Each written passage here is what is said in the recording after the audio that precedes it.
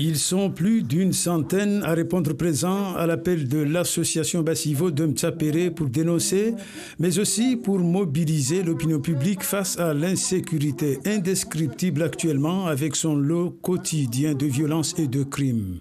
Des femmes assises sur des tapis installés pour la circonstance et le reste de l'assistance accompagnée d'un boulet géant traduisait grande grillade se concentrent pour écouter les différents orateurs. Parmi les intervenants, le discours de l'ancien conseiller général de Bouéni, Fahar Mahdi, a été très incisif quand il a fallu placer le contexte social et politico-économique de Mayotte aujourd'hui. Nous pouvons aussi répondre par la violence, mais ce n'est pas notre but. C'est notre 11e rencontre. Pour ceux qui ne le savent pas, c'est chose faite. Il y a un ras-le-bol. Chaque chose a ses limites et on arrive aux limites. Et j'ai l'impression que l'État nous pousse à faire ce qu'on ne doit pas faire.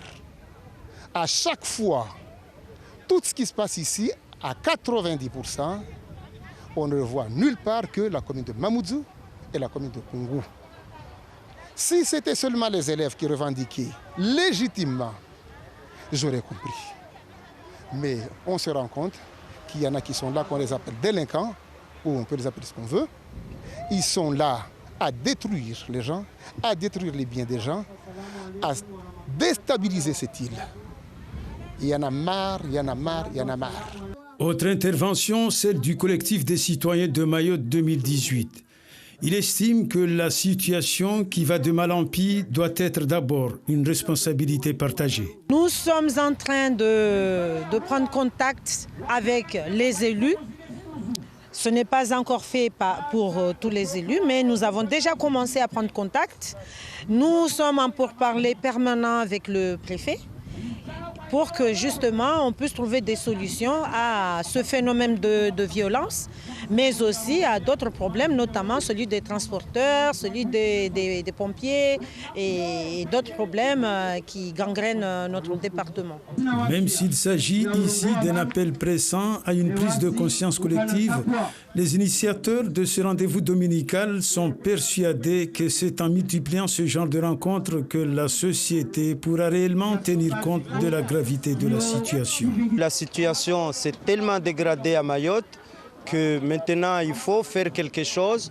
Donc on a décidé de faire appel à tous les citoyens qui sont ici et qui sont dans notre situation, c'est-à-dire qui ne sont pas bien tranquilles, qui ne vivent pas bien ici à Mayotte.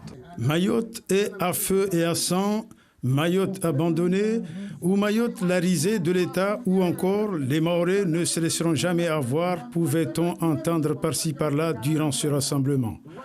Face à une telle inquiétude, difficile de trouver une réponse en ce moment avec toujours un niveau d'insécurité de plus en plus incontrôlable.